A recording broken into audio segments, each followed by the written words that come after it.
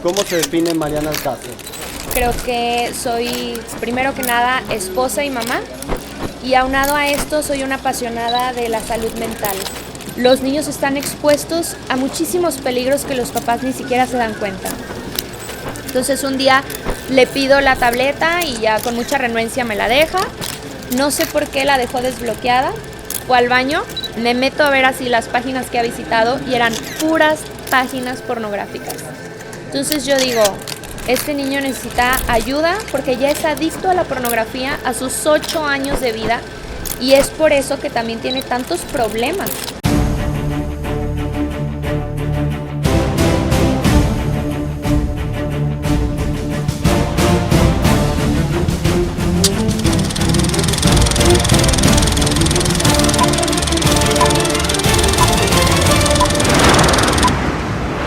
Arrancamos. Este es tu podcast Desnudando al Escritor, en el que no nos quitamos la ropa, desnudamos el alma y el corazón de nuestros invitados y siempre rodeados de grandes personajes, de personas que nos acompañan para contarnos una historia de vida, la cual siempre nos da enseñanzas y este caso no es la excepción. Hoy nos acompaña nuestra gran amiga, psicóloga, terapeuta, Mariana Alcázar. Bienvenida. Qué gusto tenerte, Mariana. Muchas gracias, pues un placer estar aquí, Carlos, compartiendo con tu auditorio en este podcast que de verdad que muy atrevido el nombre, me encantó porque lo primero que pensé fue que se hace con el corazón abierto y hay que abrir el corazón para compartir lo que realmente queremos transmitirle a las personas que nos escuchan. Sí, precisamente es la idea, el entender que todos tenemos mucho que dar, que contar, que muchas veces nos limitamos o que les puede ayudar a otras personas a salir adelante y a encontrar la solución a problemas que nosotros ya vivimos, que tenemos la experiencia y que nos van a asesorar para dar ese paso que muchas veces nos ha limitado. Entonces, pues es parte de lo que vamos a vivir y creo que aquí ya tiene la disponibilidad y viene con todo el corazón y el alma abierta. Y para ir entrando un poco, ¿quién es Mariana? ¿Cómo se define Mariana Alcázar? ¿Cómo se define Mariana Alcázar? Pues soy una persona que siempre soñó con ser mamá, ya te lo platicaba tras bambalinas, es un sueño hecho realidad para mí. Creo que soy, primero que nada, esposa y mamá, y aunado a esto soy una apasionada de la salud mental. El tema de la salud mental me ha ocupado los últimos años de mi vida y precisamente por eso me animé a escribir un libro apostándole con todo a la salud mental desde la infancia. Ah, mira qué bien. Pues es que más en estos tiempos estamos sufriendo tantos problemas emocionales y pues prácticamente necesitamos ahora sí que doctores como ustedes, que son los que nos van a ayudar a salir adelante, a tomar esas decisiones y a poder dar el paso necesario para salir adelante ante cualquier problema emocional. ¿Y en qué momento te nace esta idea de dedicarte a lo emocional, a las terapias, a la psicología? ¿Cómo nace esa espinita? ¿Pensabas cuando eras chica ayudar a la gente de algún modo? ¿De dónde nace la idea? Fíjate que desde que soy chiquita me he dedicado a cuidar niños. Entonces a mí me gusta mucho observar, soy muy observadora, me gusta mucho como investigar, soy investigadora también nata. Y justo desde pequeña empiezo a convivir tanto con niños que me empieza a interesar muchísimo su formación y cómo me empiezo a dar cuenta de cómo los niños son un reflejo de los padres. Entonces de ahí nace como mi pasión por formarme para poder poner mi granito de arena en el mundo, en la sociedad, sobre todo con los niños que están en pleno desarrollo, ¿no? Justo también platicábamos tras bambalinas que yo me animé a escribir el libro Amar sin límites, educar con límites, apostándole a la salud mental y a la educación de los niños y adolescentes, porque yo lo tenía escrito así hace muchos años, ¿no? Y entonces de pronto, pero lo tenía ahí guardado, empolvándose. Y justo de pronto quedo embarazada, me entero que son 2 los que vienen en camino, mis cuatitos preciosos. Y justo en ese momento me nace la idea y la sensación de que yo tengo que poner mi granito de arena en la sociedad para hacer de este mundo un lugar mejor, para dejarle el terreno también un poquito más suave a mis hijos, en el sentido de que las personas que puedan aprovechar esta parte de la salud mental y apostarle a la formación, a la educación, a crecer sanamente, son las futuras personas que van a convivir con mis hijos. Entonces por eso nació mi inquietud y me animé a publicar este libro, a hacerlo público, que toda la gente pueda acceder a esta información y a esta formación sobre todo. Sí, me quedó muy grabada ahorita algo que comentaste y que es muy duro, cómo los hijos son el reflejo de los padres. O sea, muchas veces nos estamos quejando, y esto yo lo comento, soy docente también, soy profesor de secundaria, y eso es algo que siempre he comentado, que cuando iniciamos el curso, yo parte del ir conociendo a los alumnos, les pregunto que quiénes han tenido la necesidad de ir o los han llevado al psicólogo, y pues ya es un gran porcentaje de los niños que los han mandado. Pero yo les pregunto, ¿y de ustedes, de sus papás, cuántos han ido también? Y ahí son mucho menos las manos que se levantan. Entonces, aquí me viene mucho esta idea que comentas tú de cómo somos los hijos reflejos de nuestros padres, y ahora los que somos papás, pues estamos reflejando todo lo que somos en nuestros hijos. ¿Qué tanto influye entonces actualmente como padre, independientemente de los medios de comunicación? Yo como padre soy una gran influencia, pero creo que también el dejar de ser padre por darle el espacio a los medios de comunicación, a las redes sociales, creo que todavía es una mayor responsabilidad lo que estamos dejando. Fíjate que diste en el clavo, y precisamente eso es lo que en mayor medida toca mi libro, la influencia que ha tenido la sociedad y toda la era digital, porque es una ola que tiene unos años a la fecha que ha invadido la vida de nuestros hijos. Entonces hay veces que nos preocupamos cuando los hijos están de la puerta para afuera, pero no nos preocupamos por lo que está entrando en sus recámaras cuando están al frente de una pantalla, ¿no? Y todos los chicos ahora, en la actualidad, pues tú que eres docente de secundaria, pues te puedes dar cuenta que los niños ya tienen acceso a las pantallas, que ya la mayoría, pues si no tienen una pantalla, están fuera de moda, fuera de onda, o como le digan los chavos ahorita, ¿no? Entonces necesitan esta parte para comunicarse, entre comillas, pero a veces nos damos cuenta de cómo las pantallas pueden acercar a los que están lejos, pero alejan a los que están cerca, ¿no? Entonces lo vamos viendo también en los adultos. Tú lo has dicho, los hijos son un reflejo de los padres. Entonces, en ese sentido, los adultos, ¿qué tanta congruencia estamos teniendo con el uso de dispositivos para que los hijos también puedan desconectarse de las pantallas de lo digital para conectarse al mundo real, ¿no? Entonces, apostándole mucho a esto, sí me doy cuenta que eso ha hecho y ha marcado en la actualidad la salud mental de las personas, no solo de niños y adolescentes, también de nosotros como adultos, cómo nos ha venido a desestabilizar en muchos sentidos, ¿no? O sea, brevemente, o un ejemplo muy simple, cómo nuestro cerebro deja de trabajar. Hay una parte de nuestro cerebro que es el hipocampo.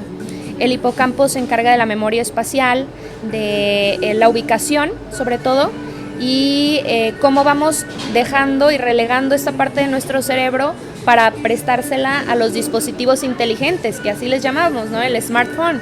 Entonces los dispositivos inteligentes ahora nos roban inteligencia a nosotros, porque ya nos dice un mapa cómo llegar a algún lugar, nos va indicando pues no sé, los contactos o nombres de personas. De pronto ya no nos sabemos ningún teléfono, ni siquiera el propio. Hay gente que le pide su número y dice, espérame, como nunca me marco, déjame verlo, ¿no? Entonces cosas por el estilo que vamos dejando a los dispositivos y vamos relegando el uso de nuestro cerebro y el ejercicio de nuestro cerebro, y obviamente hay consecuencias muy claras como el Alzheimer en la actualidad, que ha ido creciendo a pasos agigantados a través de los años, y como ahorita las estadísticas ya están por los cielos, ¿no? Entonces, en ese sentido, sí vamos dejando de utilizar las cosas que realmente necesitamos, y vamos dejando al teléfono que vaya posesionándose de nosotros.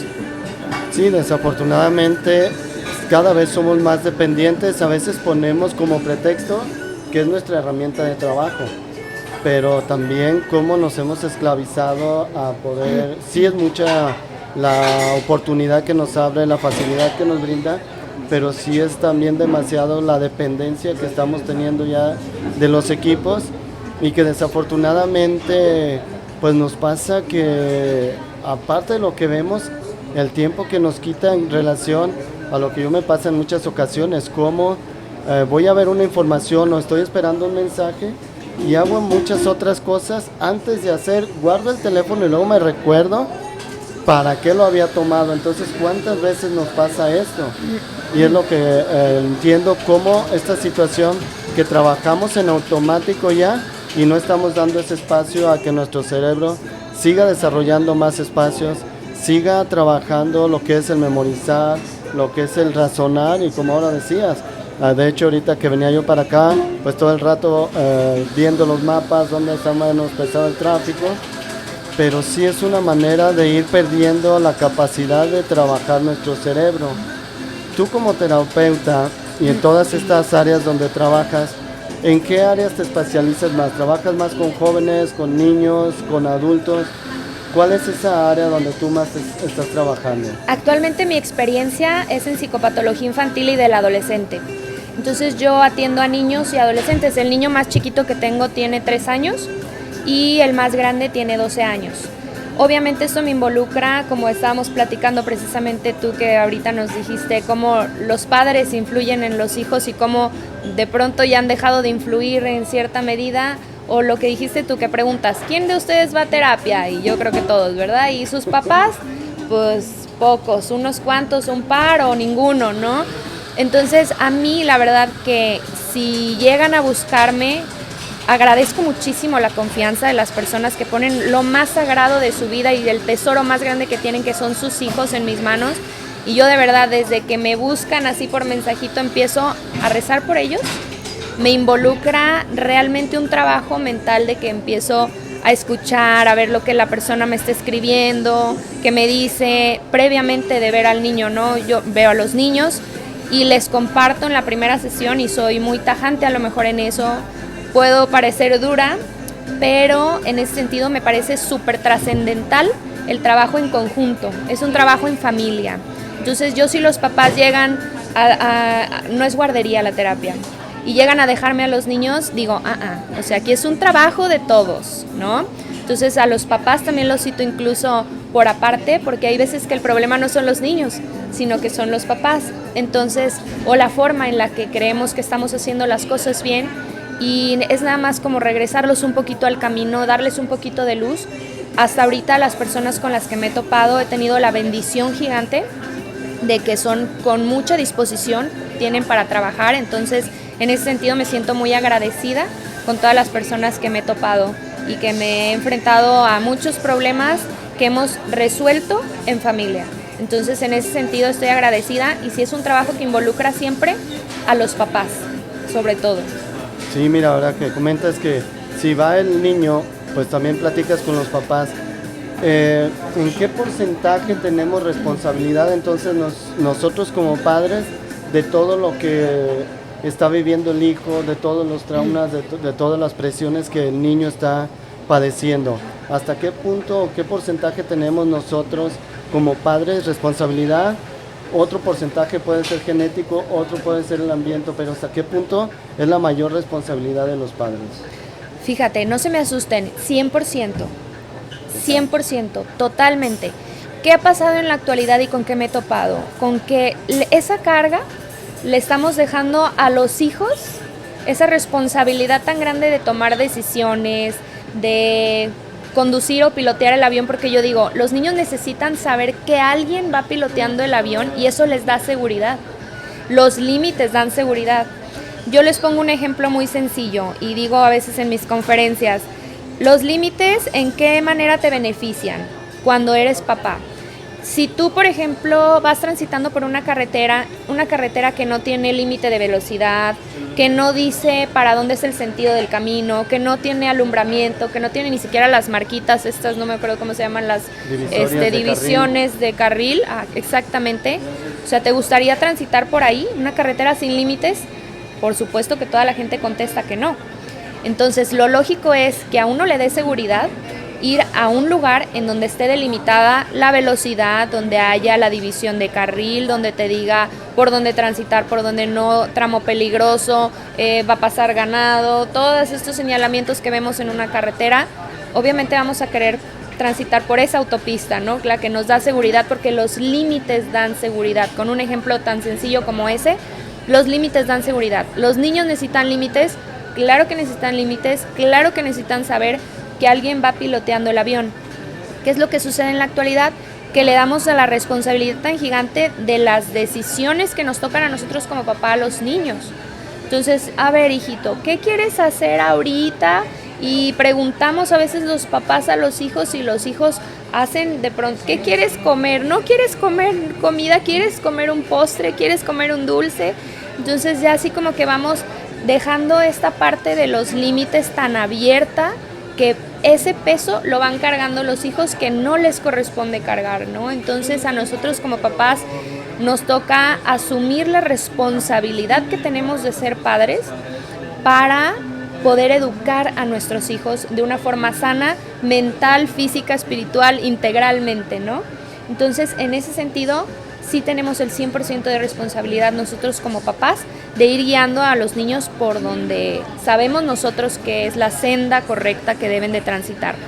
En eso, por eso te digo que agradezco muchísimo que los papás que me han tocado han tenido la disposición y dicen, bueno, es que a lo mejor yo fui un poco laxo en el sentido de que dejé que mi hijo decidiera y dijera y hiciera, entonces pues ahorita ya no podemos contener muchas cosas que se nos salieron de control, ¿no? Es una palabra que escucho mucho, una frase que escucho mucho, que me dicen los papás de que se nos salió de las manos, ¿no? El niño se nos salió de las manos, entonces digo yo, bueno, pues vamos a volverlo a poner en nuestras manos porque a esta edad nos corresponde a nosotros como papá llevar las riendas de lo que son nuestros hijos y de la educación de nuestros hijos, ¿no? Si no, los vamos a dejar a la deriva y ¿quiénes van a ser los que los van a influenciar?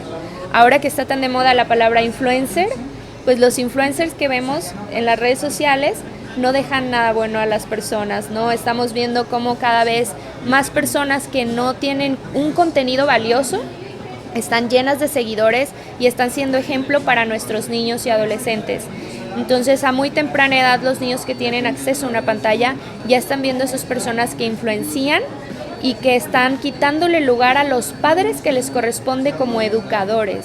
Entonces ya estamos viendo cómo los llenan de información y cosas que a lo mejor no los van a ayudar a nada o que los van a llevar hacia un camino que de pronto ya se vuelve su camino y que ya no escuchan a nadie más a su alrededor y no es que sea un buen camino. Y no satanizo las redes sociales, hay cosas muy valiosas, este tipo de podcast y de contenido que invitas a gente que quiere aportar o quiere poner su granito de arena, dejar su huella en este mundo, ¿no? Entonces, en ese sentido, hay cosas valiosas, pero también hay muchos peligros que son los que yo les advierto a los padres, ¿no? Y en esta parte de los influencers, si ponemos una balanza, podemos afirmar que la mayoría de los influencers no van a dejar nada bueno en nuestros niños, ¿no?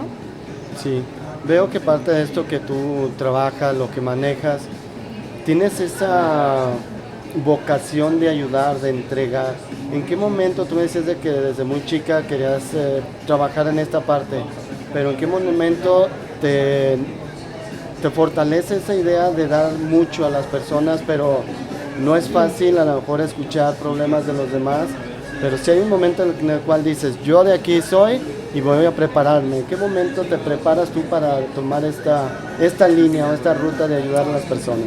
Fíjate, desde chica empecé a trabajar de niñera. Empiezo, como te digo, a observar, veo que los hijos son un reflejo de los padres, como que me siembran esa semillita en el corazón que me nace el dedicarme pues y dedicarle tiempo a los niños. Después pasa el tiempo, empiezo a trabajar en colegios, soy pedagoga de licenciatura, entonces empiezo a trabajar en colegios como maestra, empiezo a darme cuenta de las realidades que viven muchos niños.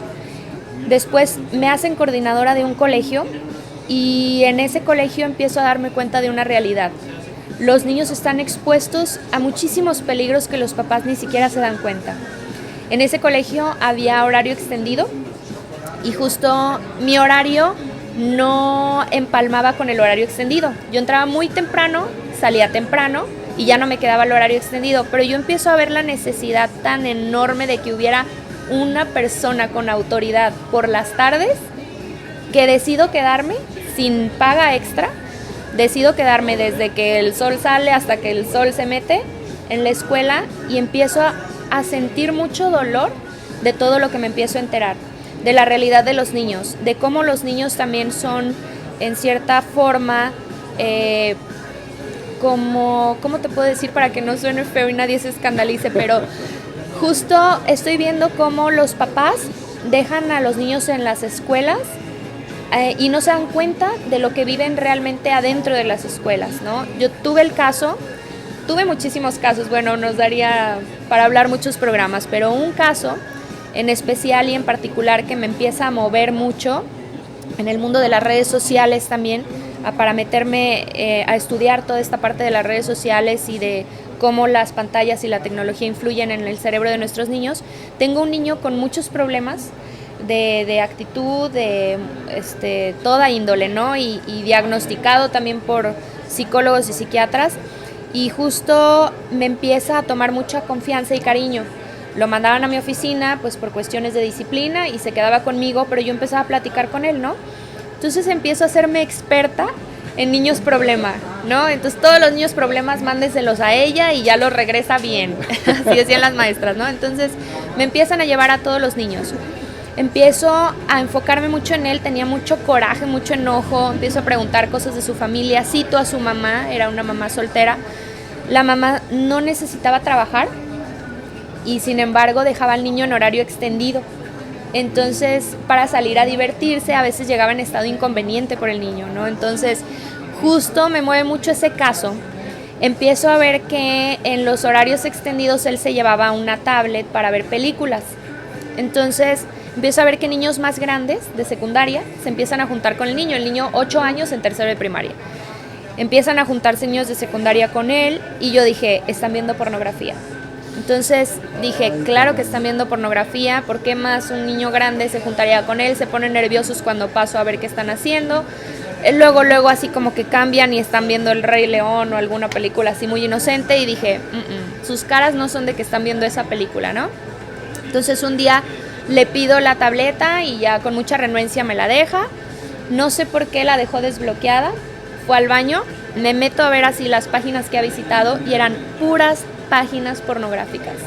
Entonces yo digo, este niño necesita ayuda porque ya es adicto a la pornografía a sus 8 años de vida y es por eso que también tiene tantos problemas, ¿no? Entonces empiezo a ver que todo lo que le está entrando en su cerebro lo está dañando a tal punto que tiene, o sea, un déficit de atención increíble en la escuela, una renuencia a estudiar, a seguir indicaciones, a estudiar, un aislamiento social muy considerable, empieza a juntarse con niños más grandes, pero los niños más grandes nada más lo buscan por la tablet. Entonces, como que digo, wow, o sea, es un todo que involucra el uso de un dispositivo, el mal uso de un dispositivo, y de cómo los niños están expuestos a tan temprana edad a cosas tan fuertes como es la pornografía, que imagínate, daña tanto la pornografía a un adulto como una droga química. Imagínate la repercusión que tiene en un cerebro que está en desarrollo. Entonces, como todos estamos expuestos, hay una estadística increíble que yo les puedo asegurar a todos los que nos están viendo, y si no, que alguien me escriba y me diga, no, a mí no me tocó, a mí no me pasó. Que me escriban. Hasta ahorita, que siempre que he dicho eso, nadie me ha dicho, no, yo no. Nadie te ha mentido. Pero hay un 100% de probabilidad de que te topes con una imagen pornográfica si tienes un dispositivo que tiene acceso a internet. Y tan simple y sencillo ejemplo, como hace poquito estábamos mi marido y yo buscando unos amigos, se van a ir a vivir a un pueblo que se llama Santa María sí, creo que es Santa María. Entonces le digo, déjame ver dónde está el pueblo, ¿no? Entonces busco pueblo de Santa María. Y empezamos a buscar así la ubicación y en la búsqueda me aparece de la nada una imagen de una mujer en topless, ¿no? Y le digo a mi marido, ve, o sea, y mi marido, ¿para qué me enseñas eso? Y le digo, estaba buscando yo el pueblo de Santa María y me sale una muchacha sin ropa arriba, ¿no? Entonces, dices tú, sin buscarlo, esas imágenes siempre van a llegar a las personas sí o sí, ¿no? Y también un ejemplo que les cuento en mis conferencias es que una vez estaba preparando una plática del Rosario, del Santo Rosario, y estoy buscando imágenes de la Virgen de Guadalupe. Yo esperaba ver la tilma de Juan Diego y dije, la imagen que se vea más clarita, más linda, es la que voy a poner en mi presentación. Entonces estoy buscando, porque a mí me encanta hacer presentaciones, ¿no? Entonces estoy buscando la imagen más bonita y de pronto me sale también una mujer con muy poca ropa.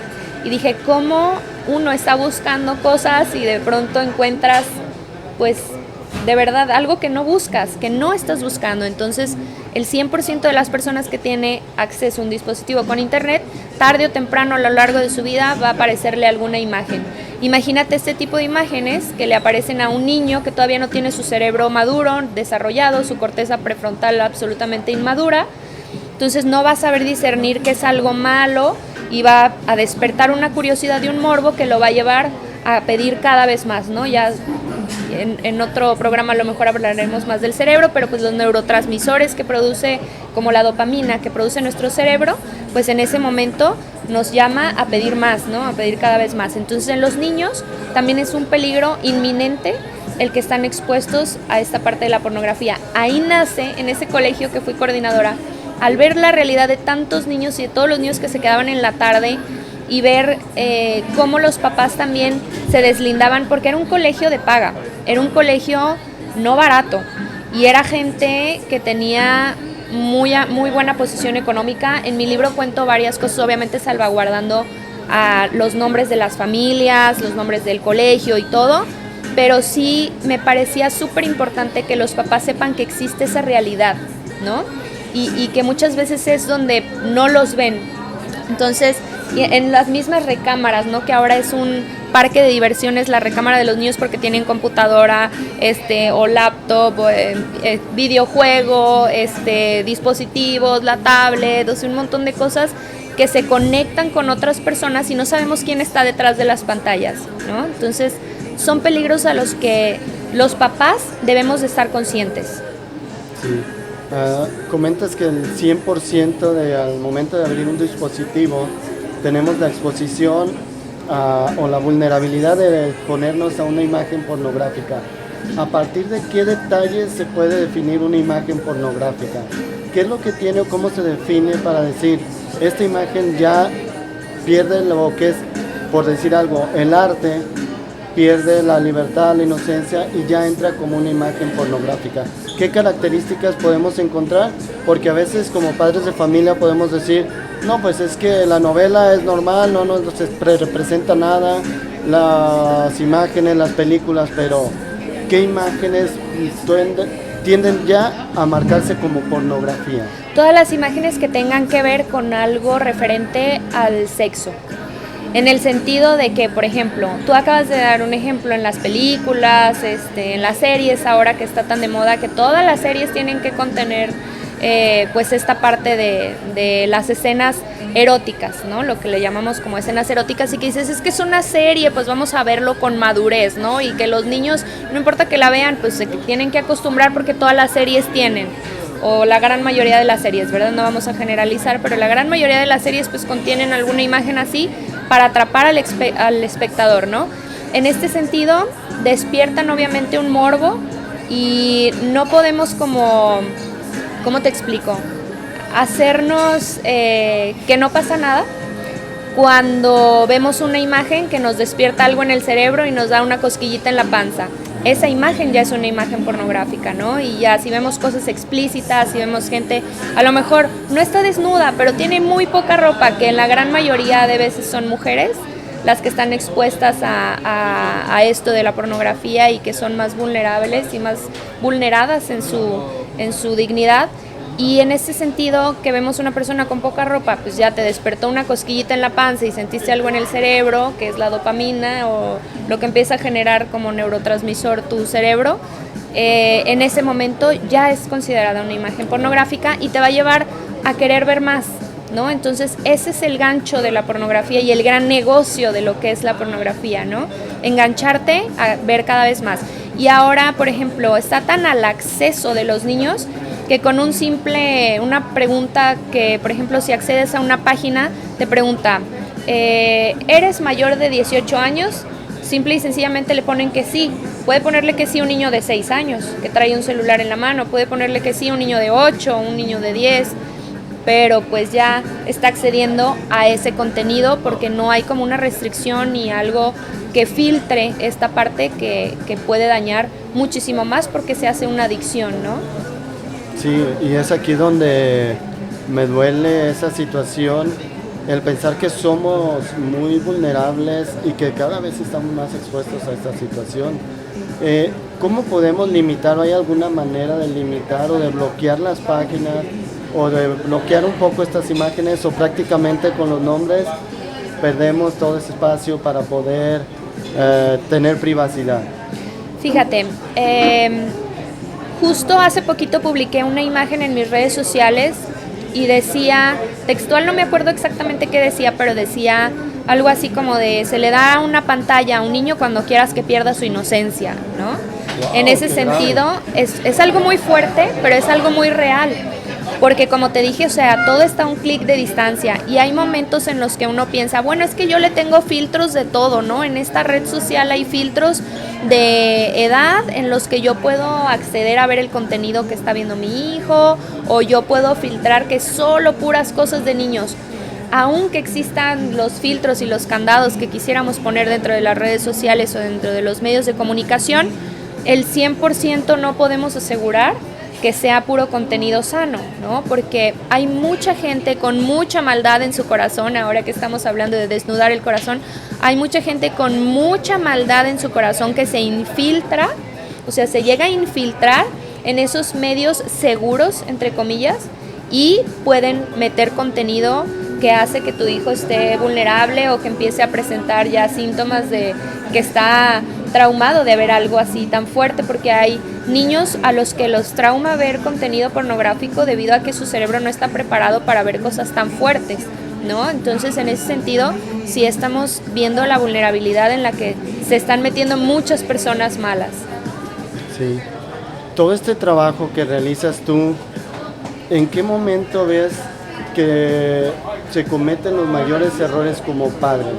Antes ahora sí, de tomar la decisión con qué pareja me voy a juntar, quién va a ser mi esposa, porque muchas veces podemos tomar nosotros una decisión, como el padre tomar una decisión, sabes que tú sí vas yo digo, yo sí tengo la libertad, no hay problema que use el celular, pero la pareja no. O sea, ¿en qué momento es importante ver estos puntos, platicarlo y comentarlo? Porque yo puedo decir, yo soy muy abierto, a lo mejor tengo mucha libertad, he conocido mucho, pero a lo mejor mi pareja se limita más o viceversa.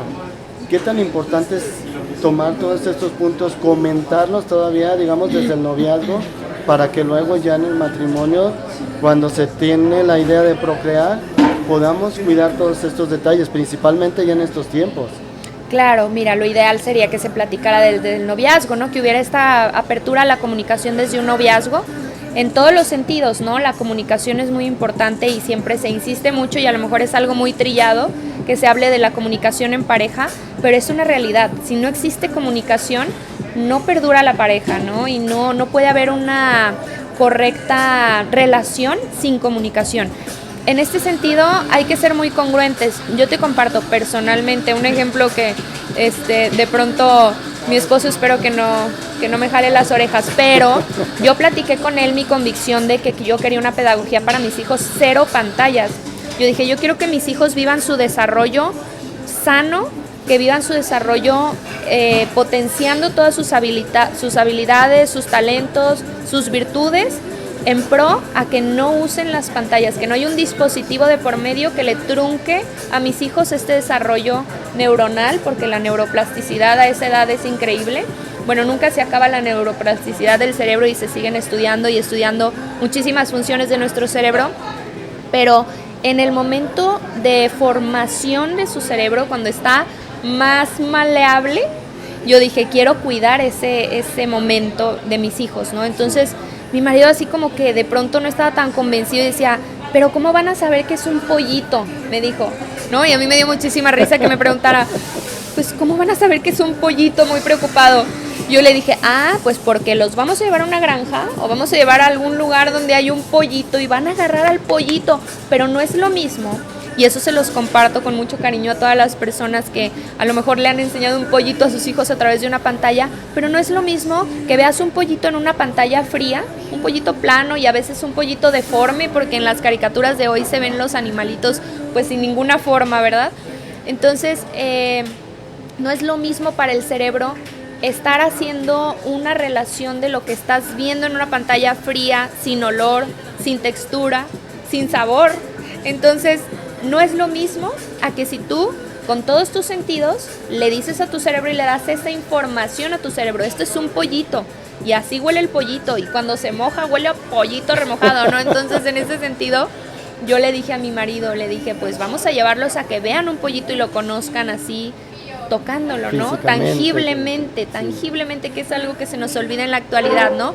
Que el mundo está aquí donde nosotros lo vemos, lo tocamos, lo sentimos, lo respiramos, no a través de una pantalla.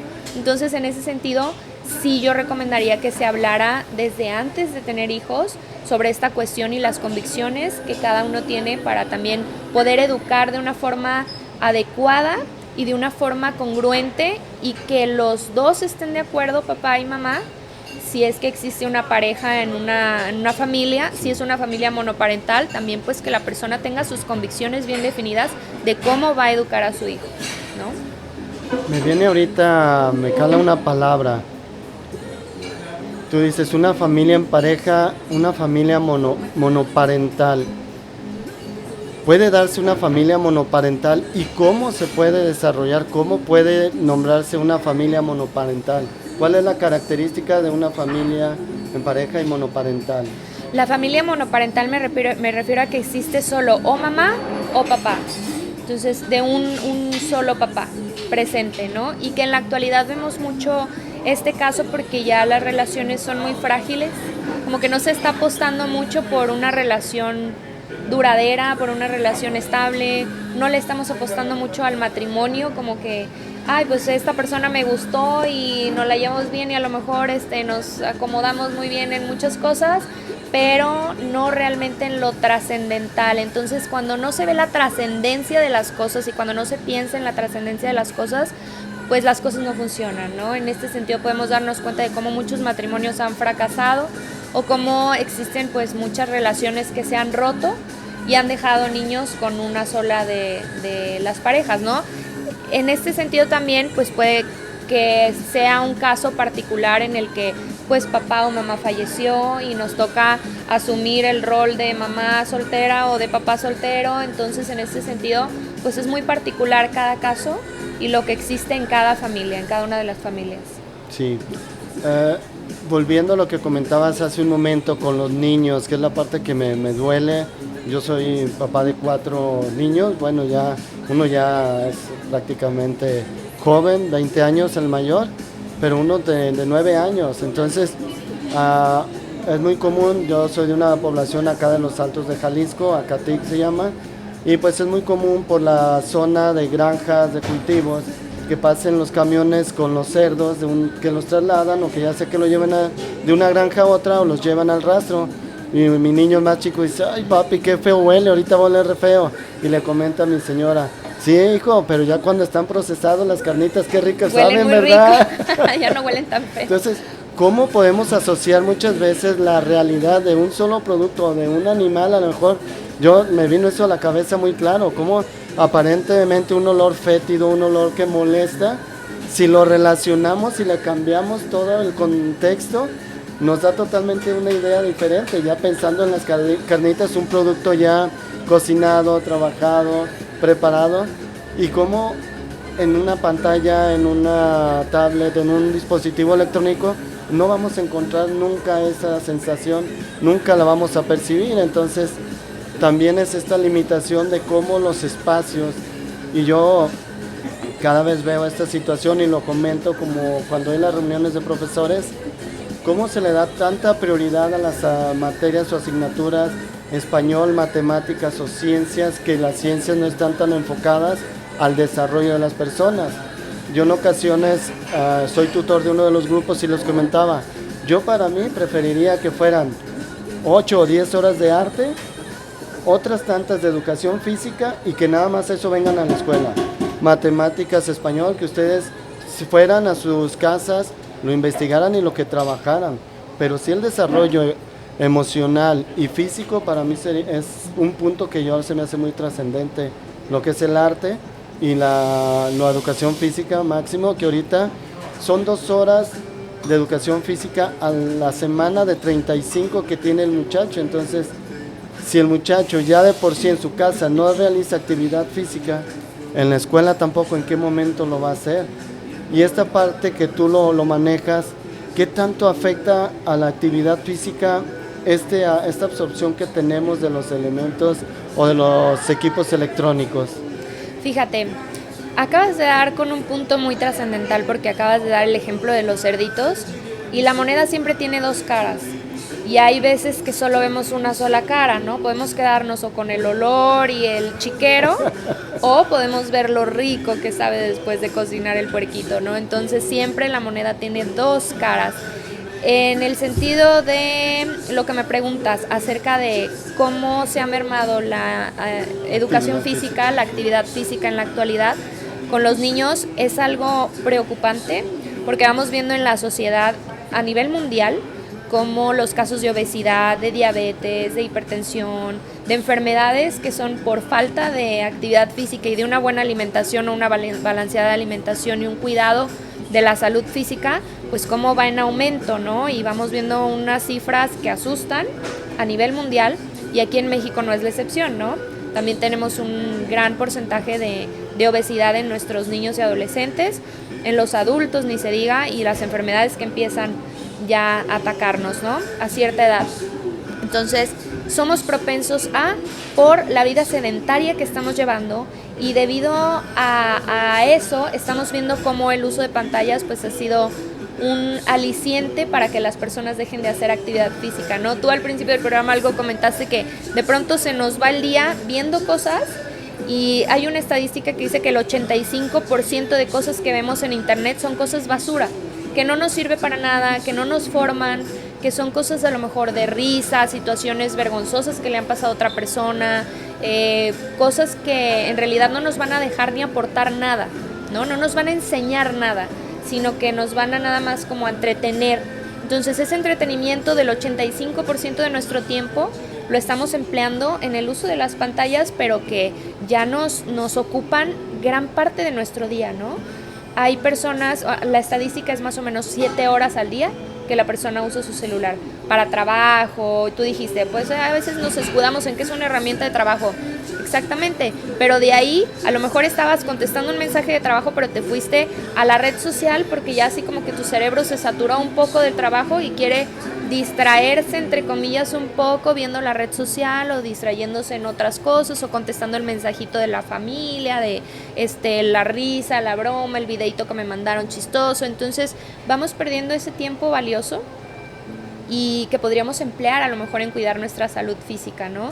Y si uno cuida la salud física, por ende se cuida también la salud mental, ¿no? Mente sana en cuerpo sano, dicen por ahí. Entonces por eso también es debido al uso de pantallas y al abuso de las pantallas que se ha mermado mucho esta parte de la actividad física.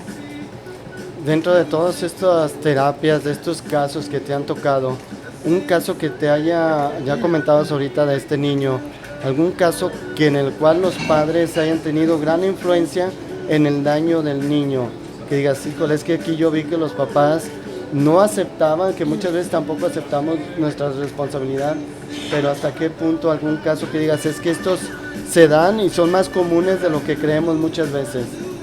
Sí, pues bueno, yo te puedo compartir que actualmente en terapia tengo un niño, no van a saber cuál porque tengo a varios, pero tengo a un niño y obviamente salvaguardo siempre la identidad de mis pacientes. Pero sí me gustaría compartir este ejemplo para que más papás seamos conscientes y empáticos con las situaciones que vamos viendo en las otras familias, ¿no? Tengo a un niño que llegó con un diagnóstico erróneo de autismo. Entonces me lo llevaron, me dijeron que es autista, que tiene autismo y por eso no habla, no interactúa con otros niños. Es un niño pues que siempre está como muy reservado, si no le das algo hace un berrinche, o sea, tiene un desborde emocional muy fuerte. Entonces yo empiezo a observar al niño en terapia, le empiezo a hacer un par de pruebas, porque yo desde que lo vi dije, ¿autismo? Dije, ¿cómo supieron que tiene autismo? Y yo le pregunté a la mamá, ¿le hicieron algún estudio, algún electroencefalograma o algo pues para saber que tiene autismo? Me dijo, no le hicieron nada, nada más de verlo, pues me dijeron que era autista porque no hablaba, no interactúa, tiene pues estos desbordes, ¿no? Cuando no se le da algo. Entonces yo lo observé y dije, no, este niño tiene falta de atención, ¿no? Entonces, platicando un poquito con la mamá, como que no estaba muy convencida de ser mamá cuando lo tuvo, era mamá soltera, tuvo una situación muy difícil con su familia incluso también, entonces había un rechazo inconsciente quizá de parte de ella hacia el niño. Entonces no se hacía cargo del niño, lo tenía abandonado absolutamente, o sea, lo tenía con una tableta todo el día. Entonces el niño, ¿cómo iba a aprender? ¿Cómo iba a llegar el lenguaje a su cerebro si él solo se limitaba en ver pantallas, ¿no? El lenguaje no se comunica en las pantallas porque solo estás viendo a la persona que está conversando ahí, ¿no? Entonces yo dije, bueno, hace mucha falta, 1, reducir el tiempo de pantallas que tiene este niño, 2, que tú te hagas responsable de ponerle límites y de frustrarlo. Dije, necesitamos trabajar en la frustración. ¿Y cómo se trabaja la frustración? Discúlpame, pero frustrándolo, ¿no? Entonces, mostrándole que cuando es un no, va a ser un no, ¿no? Enseñándole que este desborde emocional se puede contener de tu parte porque tú eres el adulto, tú eres el responsable, volvemos a lo mismo, alguien tiene que estar piloteando el avión, entonces vamos a enseñarle quién pilotea el avión. Entonces la mamá, la verdad, con mucha disposición, que yo agradezco eso, el niño actualmente habla, no tiene autismo para nada y está aprendiendo cada día cosas nuevas en la terapia. Entonces, y eso que lo veo una sola vez por semana, pero el trabajo también es trascendental si los papás ponen de su parte y me ayudan porque ellos tienen al niño el resto del día y de los días, ¿no? Entonces, en este sentido hubo una colaboración mutua y la mamá, la verdad, asumió su rol como mamá y a raíz de eso vimos un cambio considerable en el niño.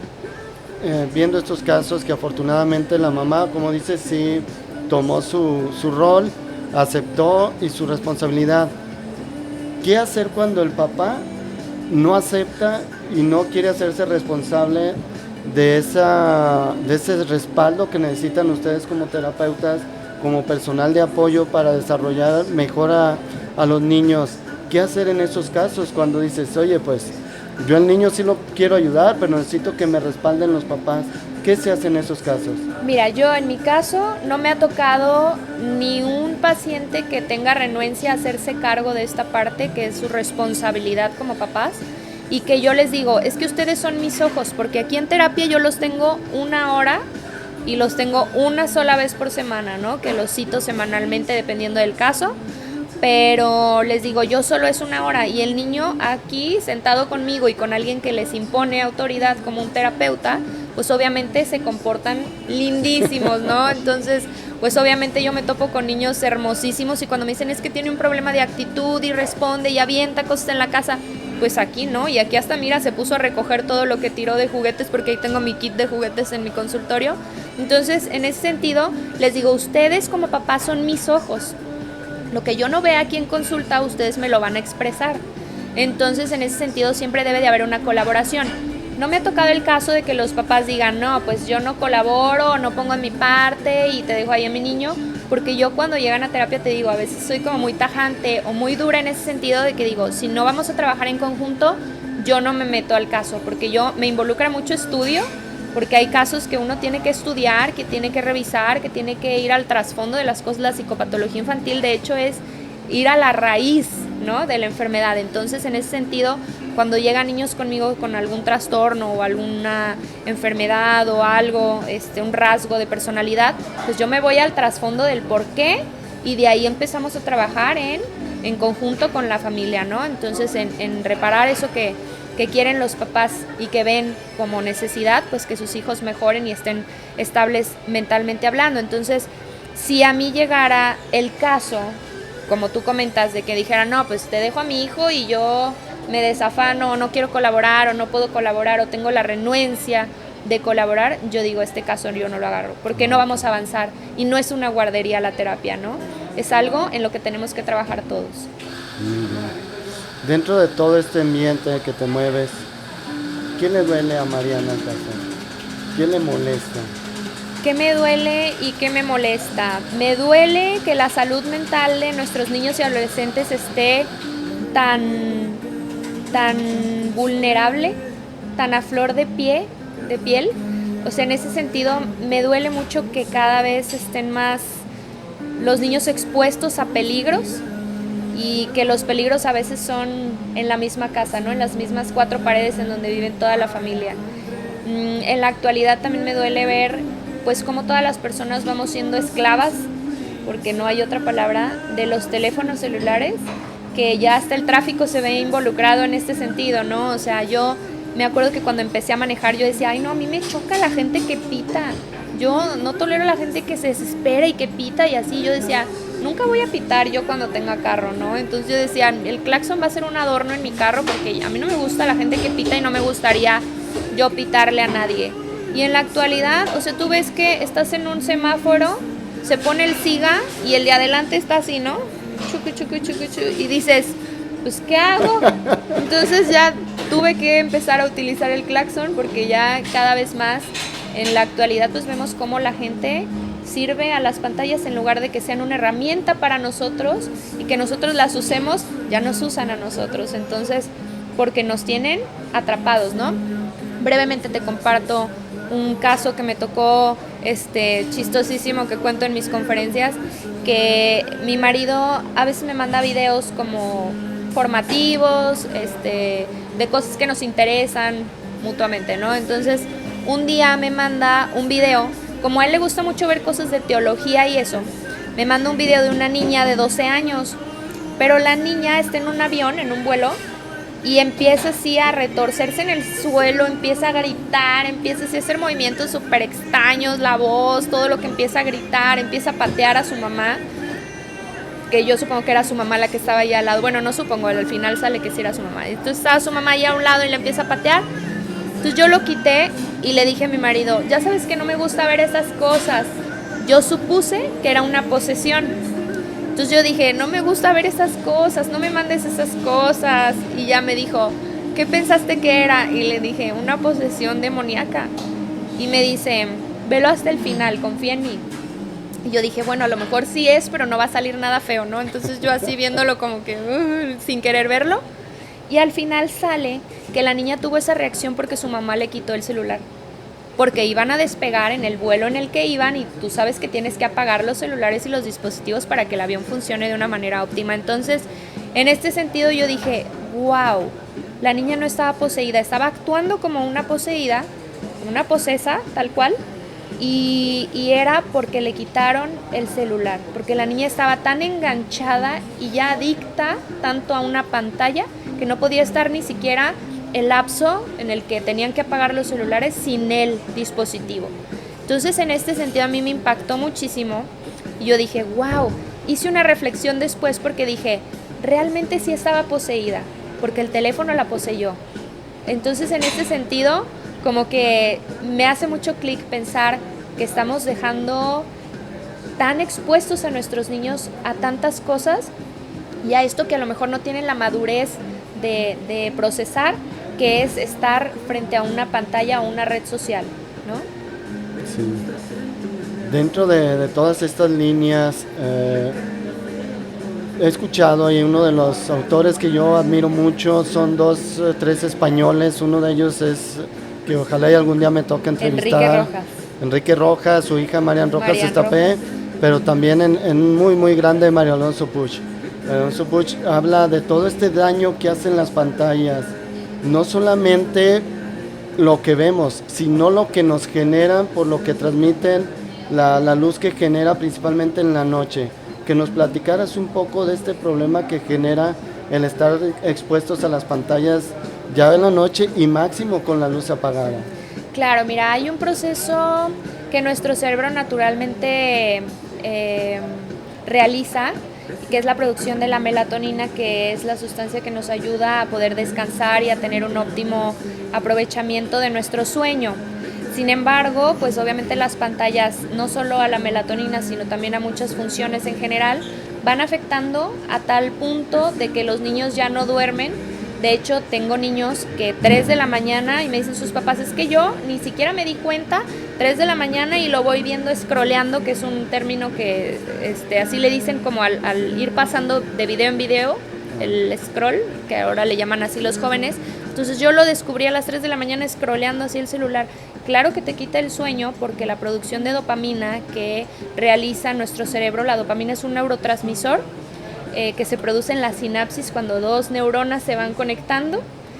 ¿Y qué sucede? La producción de dopamina sube, entonces acelera esta neurona a tal punto que, haz de cuenta, físicamente podríamos ver como que hace vibrar a la neurona, ¿no?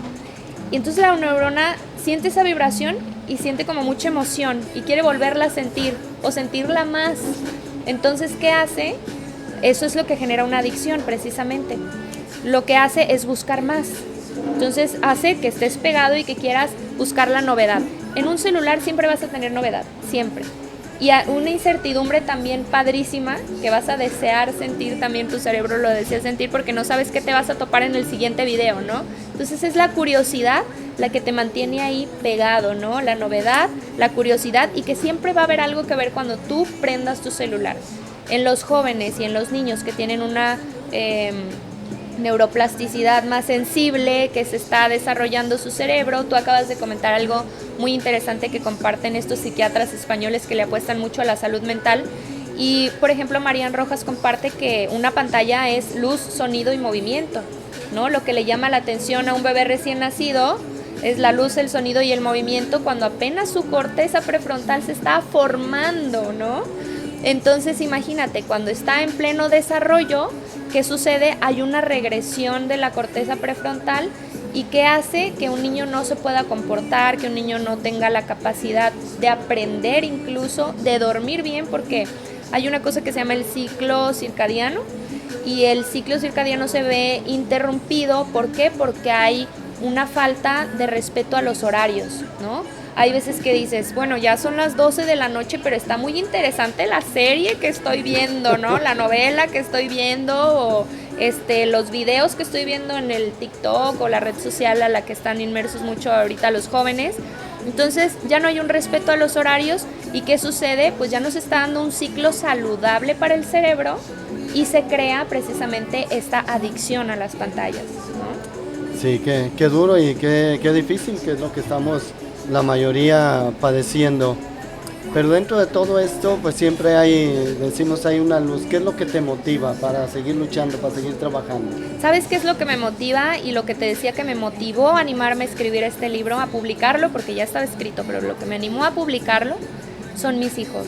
Porque yo quisiera que, no sé, o sea, poder poner un granito de arena en el mundo que les estoy dejando a mis hijos, ¿no?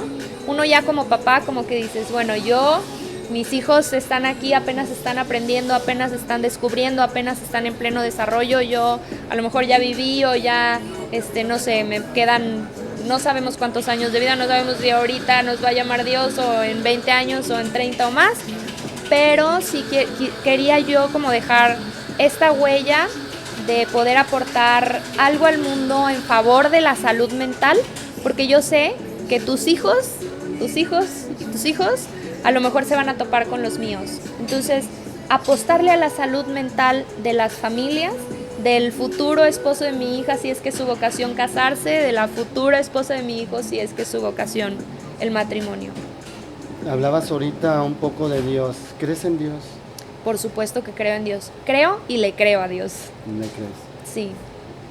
¿Cómo podemos nosotros concebir a Dios? ¿Cómo podemos concebir a Dios? Yo creo que en la actualidad se ha distorsionado la imagen de Dios porque cada uno lo quiere percibir a su forma. Entonces eso es muy peligroso porque Dios es el que es, ¿no?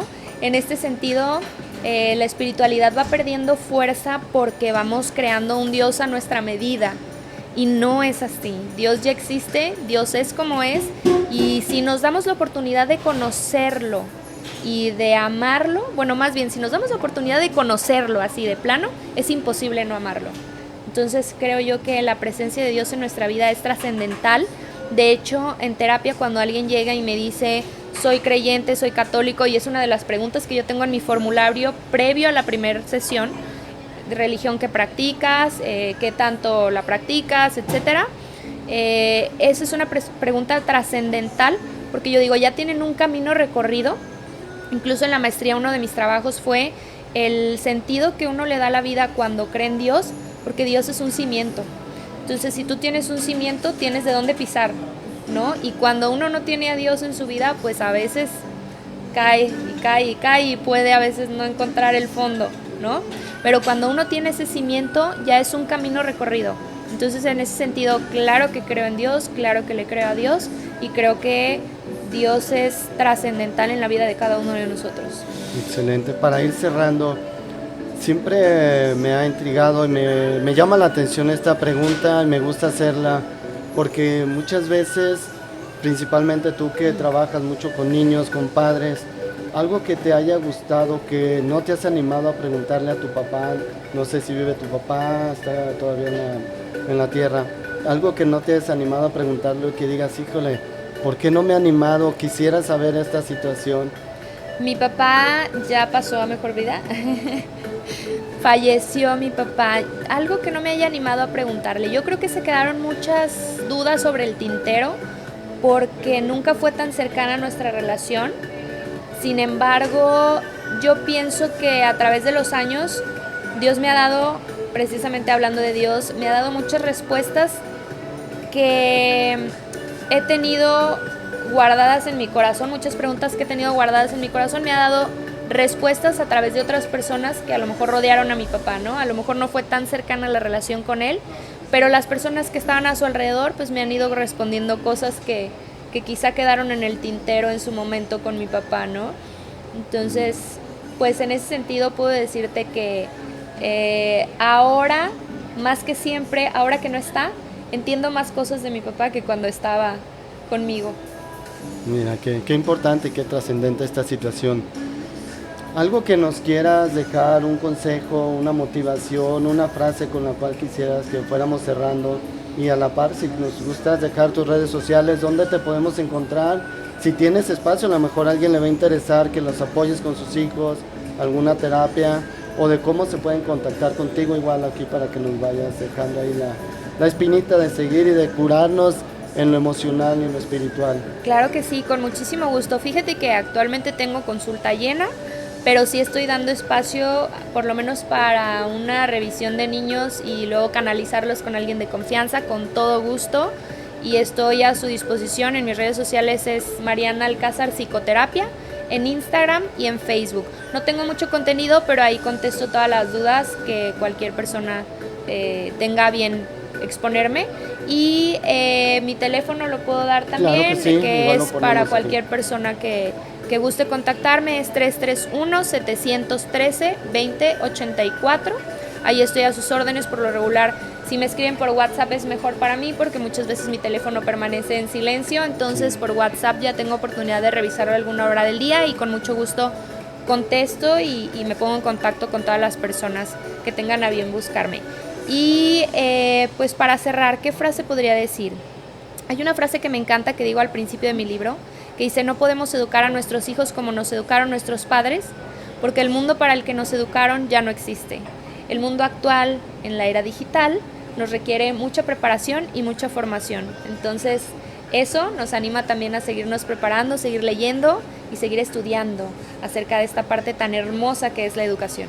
Claro, es parte de lo que hablo, lo que te decía del heredero. No es la misma herencia que estoy recibiendo a la que debo de dejar. Exactamente. Y podemos dejar una muchísimo mejor que la que nos tocó recibir. Creo que es nuestra responsabilidad, como siempre, esta frase que siempre tenemos que dejar un mundo mejor que el que recibimos. Así es, pues totalmente de acuerdo. Gracias. Qué gusto y fue un placer platicar contigo. Agradecer a todos los que nos siguen acompañando en tu podcast, Desnudando al Escritor, donde desnudamos solamente el alma y el corazón de nuestros escritores que nos acompañan. Muchas gracias, nos vemos la próxima semana. Un abrazo, hasta pronto.